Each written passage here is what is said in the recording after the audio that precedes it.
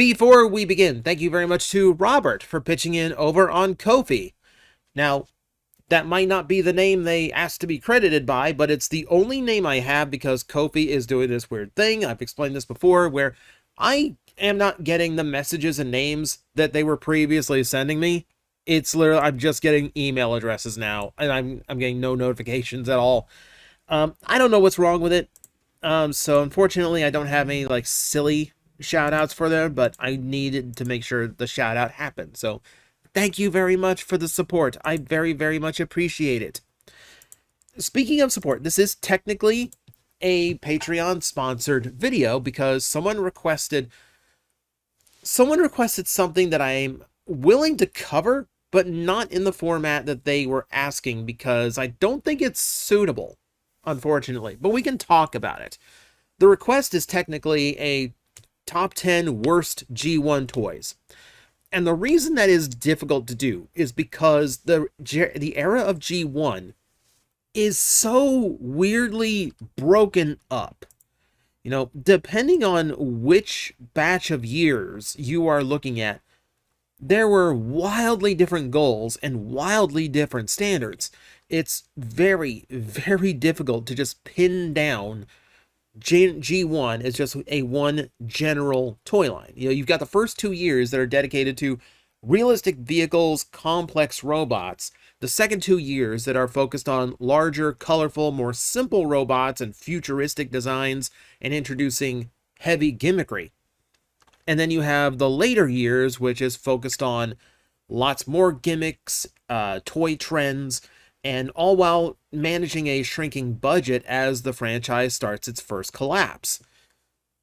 It's hard to really, designate the worst of G1 when the different eras of G1 are so strikingly different from each other.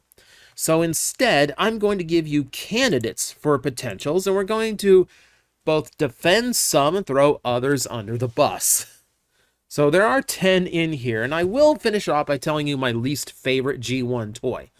But I find that depending on what you want out of your G1 experience, and depending on what era connects to you the most, this can be wildly subjective, more so than most other Transformer toy lines we could cover in this way. So for instance, one of the first ones people are going to throw at you is G1 Ironhide because the toy looks really, really weird compared to all the other toys in the line. And mostly, we've explained this many times on this channel. That comes from Sunbow radically changing the character design. It's not the toy's fault. The toy actually presents a very different play pattern from any other Autobot toys of its size back in the day, meaning this gave you variety in your toy line. And it's a fun little bit of variety. It's a very different flavor. It's a good flavor. So this I'm completely okay with. I'm entirely okay with G1 Ironhide. I think it's a better toy than a lot of people give it credit for. Also, this is one thing about G1. I've always refused to do G1 for Plastic Addict because of the things we already described in this video, as well as perceptions like this, because there's a lot of people who will perceive G1 as bad without really taking into account the era or its contemporaries at the time.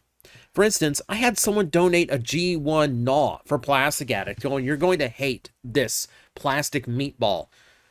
I love this thing. I love this thing.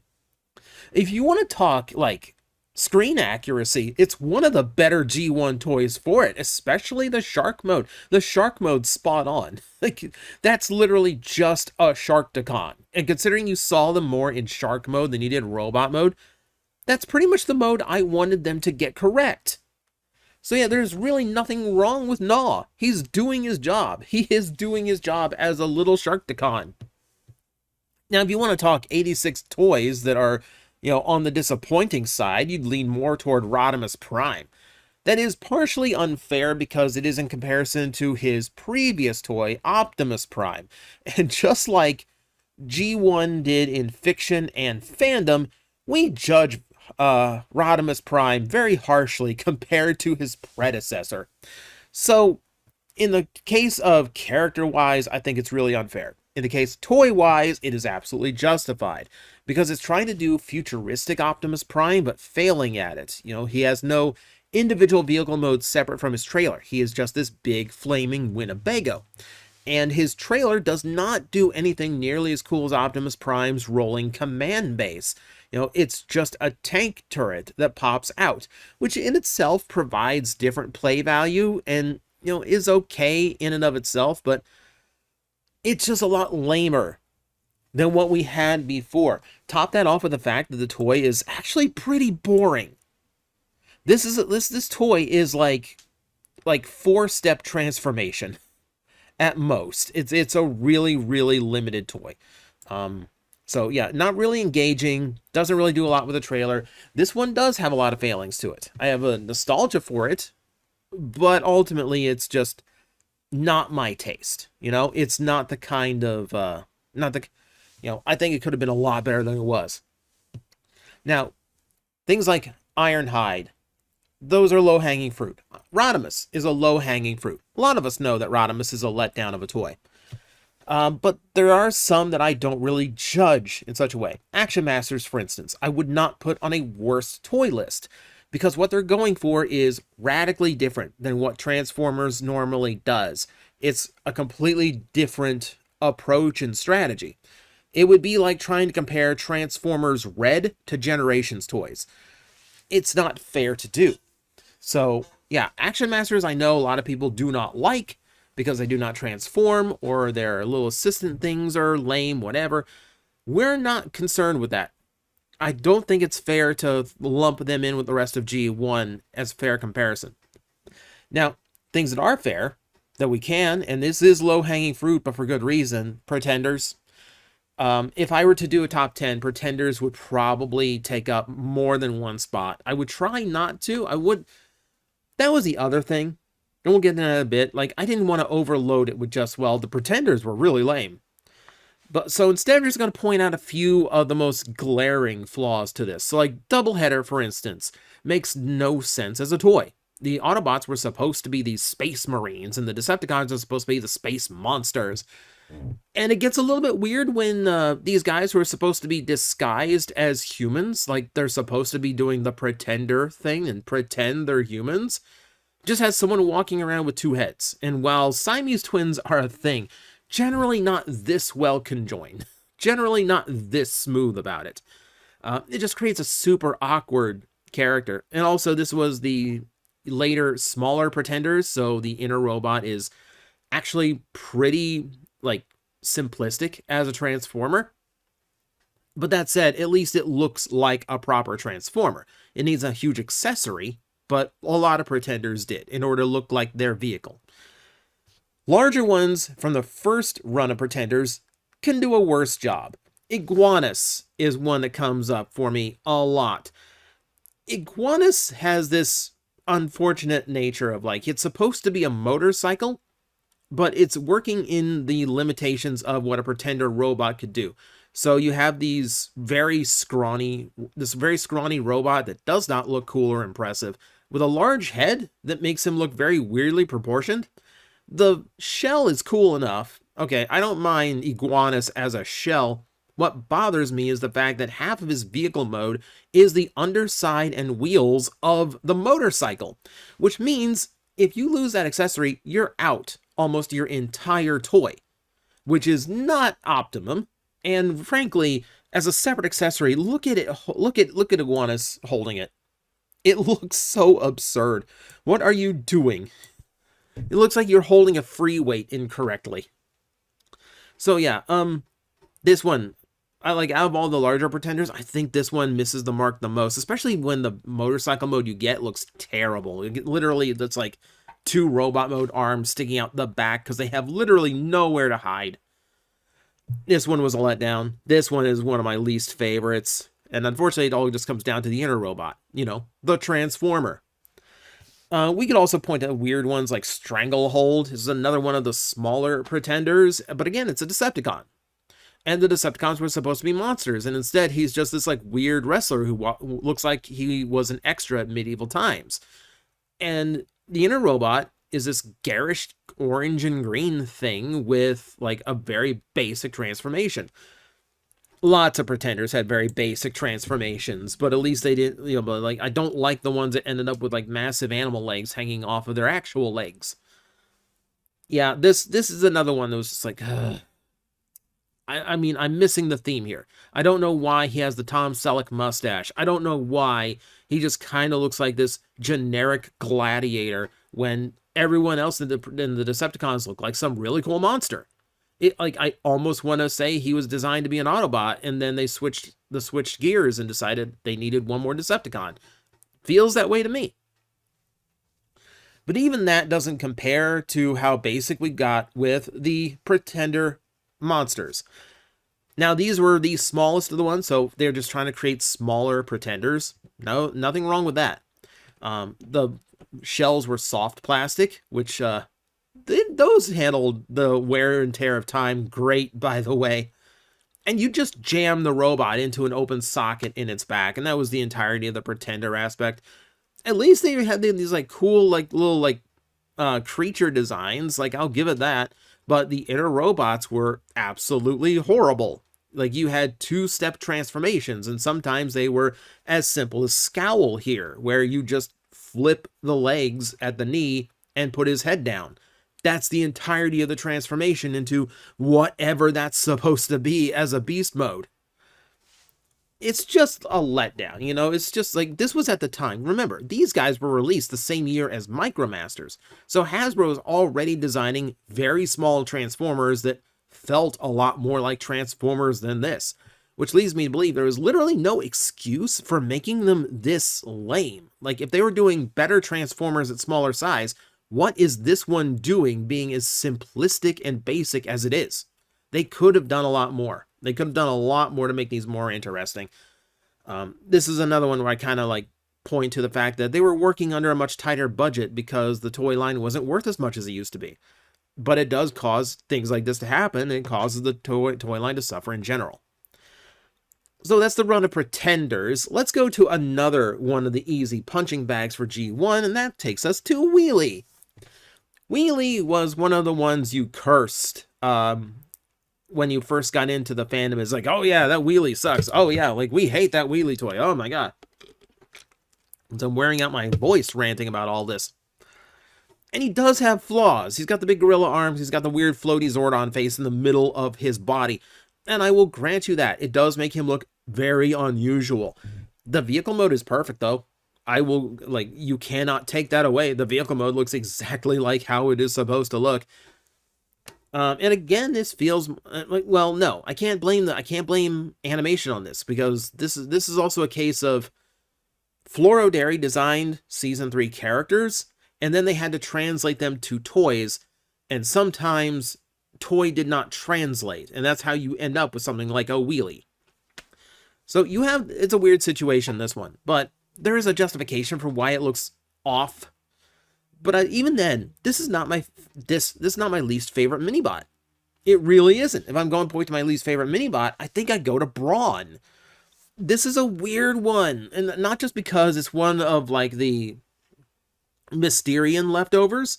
It's because of just the overall look of the toy. He's way like scrawnier and more spindly, and that's not judging based on his animation model. It's based on his contemporaries, because all the other ones had these big chunk parts flip out from them in order to make the robot modes. Not really on Brawn here. Like, there's like the thinnest parts of him pop out to make the arms and legs. I really do not like the upturned chrome hook hands he has. Like, he's got a very different and frankly kind of unpleasant vibe compared to a lot of the other Minibots. And I think what bugs me most about him is the fact that he's very hard to stand up. Like, he's got very tiny little feet that his bumper is molded into, so he tends to tip very easily. Yeah, so Brawn has never been one of my particular favorites when it comes to G1 Minibots, and I would easily take Wheelie over him. But the Minibots, their spirit continues in future toys that also could easily make this list. Here's Searchlight, for instance, from the Throttlebots, and the Throttlebots all share one same transformation and one pullback motor gimmick. Now, pullback motors were interesting in Transformers, but as a toy, they'd been around forever. So this is not like breaking new ground or anything. It's just letting a Transformer do what a typical toy already does. But your result is pretty much the same across any of the throttle bots. You have the same exact transformation, no actual articulation or playability once it's in robot mode, and honestly not a very good look. Like flat arms, no thighs, these gigantic feet. Like it's just a weird, dumpy looking robot. And the fact that all of them kind of transform the same, you might get two. As a kid, you might get two, maybe three before you figure out that this is just the same toy over and over. I can't imagine a kid who would collect all 6 Throttlebots, especially considering the only one to really appear in the cartoon was Goldbug. And he was only in like the last 2 episodes of the entire show. So actually no, not the last 2. He did appear in the Rebirth as like an additional like background character alongside Bumblebee, weirdly enough. Return of Optimus Prime episode 2. That's literally the only time he got any kind of real screen time. And he was just like, I'm gonna name you. And that was basically it. So I can't imagine these as like collectible, like people are after it. It's a later nostalgia, yes, but like these just seemed really lame. As did Jumpstarter. Well, not Jumpstarter, Battle Charger. And this is basically the same thing, except with an automorph mixed in, and at least somewhat better proportions.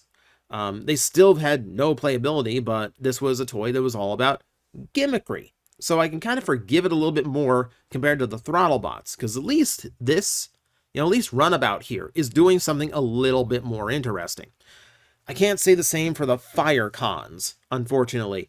So it's really just get the sparking gimmick into a toy and make the toy as small and cheap as possible while doing it. And that's how you end up with the Fire Cons. And they all kind of suffer from the same generic monster, simple transformation in general, and they exist for the gimmick. And it's from that era where things just exist for the gimmick. And that really does do a disservice to a lot of toys, because they end up being revolved around something that a kid's going to get bored with very quickly, and it really doesn't do them any favors as individual characters. The fact that this guy has no discernible articulation, no real like accessory play, very uninteresting transformation. It's literally just fold the arms to the chest and bend the legs backwards, and that's basically your beast mode. Like, these were just lame. Again, victims of budget, but again, they kind of fall into that same category of produced for a gimmick and not as an action figure of any kind. But he also falls under something that Hasbro did in the later years of G1 before Pretenders and before Action Masters and Micromasters took over, and that's just like Beast all over the place. It was the idea that we could just make Decepticons beasts, or even Autobots beasts. And we don't really have to do anything beyond that. If we make them creatures, then we can make the alt mode look however we want with whatever the robot mode parts do. And if it looks weird, it's a monster. Who cares? And meanwhile, we can make this real simple if we can turn the arms and legs of the creature into the arms and legs of the robot mode, so then all we have to worry about is hiding the head. And you had so many toys released in G1 that were like that. They went from all vehicles and maybe a couple animals. You got Dinobots, you got Insecticons, you got Predacons, right? Until it felt like almost half the toy line were creatures of some kind, just because they were easier to engineer and their limits easier to forgive. It's a monster. It's supposed to look like he's got 2 robot arms on his back. He's a monster. That we don't have to explain it. So a lot fall into that like weird category of almost laziness. But I didn't put any of those beyond these in the list. Like, poor Squeeze Play here. At least Squeeze Play has like a cool looking monster mode. I probably should have picked one that was a little bit more demeaning, but it serves example as like, yeah, animals gave them a lot of easy outs. If I'm putting up some of my lesser favorites, though, and like kind of putting some kind of definitive list, um, you're probably like, there's other easy targets. Twin Twist might be up there somewhere. I mean, I like it more as top spin. I will say that. But like, there was one of the earliest running gags in the Transformer fandom was like group hating on Twin Twist. Which I think is kind of unfair because, again, it's a toy that exists for a gimmick. And to be fair, as far as automorphing goes, Jump Starters had some of the best ones. It's the reason why they reintroduced the gimmick during, like, Avengers toys. But, yeah, he might be in the discussion because, again, it's very simplistic. The vehicle mode kind of looks like nothing because it's just a folded over robot. Ones that we kind of forget about sometimes, Power Dashers.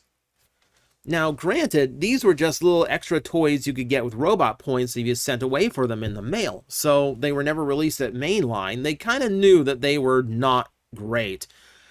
But at least the other two, the Jet and the Drill, have some character to them. You know, like our little F1 car here, I don't know, he looks like a GoBot. Like with the chrome head, he looks like a GoBot, but I don't think a GoBot would have a vehicle mode that atrocious. You've got a visible head that's just staring up at the sky, and then you have no attempt to make a rear section of the vehicle mode. You just have these legs sticking up with the feet right there, as if that is some kind of spoiler. This thing looks absurd. This thing is absurd.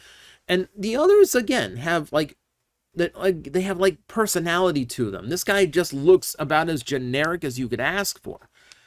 But is it fair to even put him on a worst 10 list of G1 if he really wasn't sold at retail?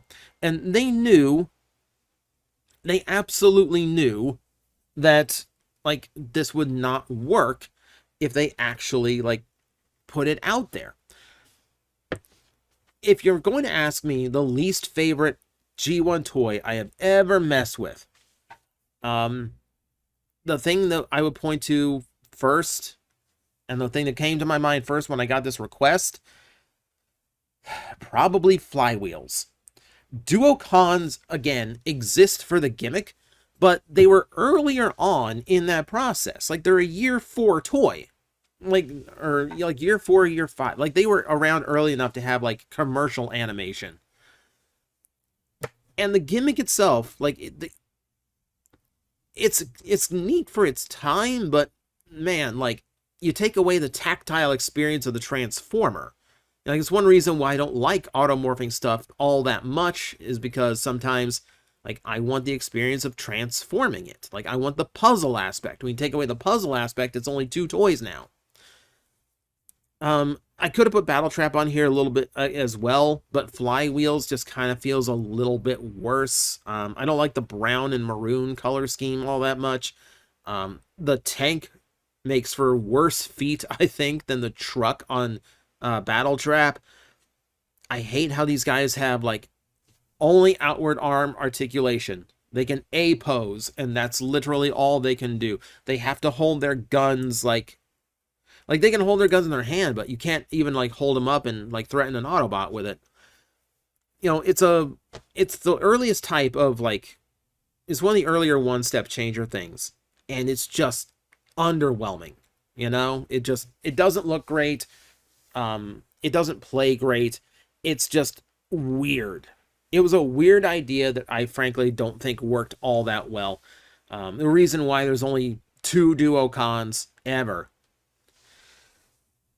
Least proper Duocons. You have to go to Overlord to get one right. Or GoBots. GoBots got it right. But yeah, if you're asking me my least favorite G1 toy, I'm probably going to say Flywheels. Because that was from an era where they really could have put more effort and work into it, and instead they came up with a toy trick that just came up with a really bad toy as a result. But even then, I have to excuse part of it because the age, limitations, budget, you know, trying to get things to just work in a very, very awkward space of Transformer history, there's reasons to forgive it, which is why G1 toys are still off limits for Plastic Addict, and it's why this, as a top 10, wouldn't have worked. it'd be entirely subjective, and it's so hard to boil down to like what makes 10 G1 toys worse than the others.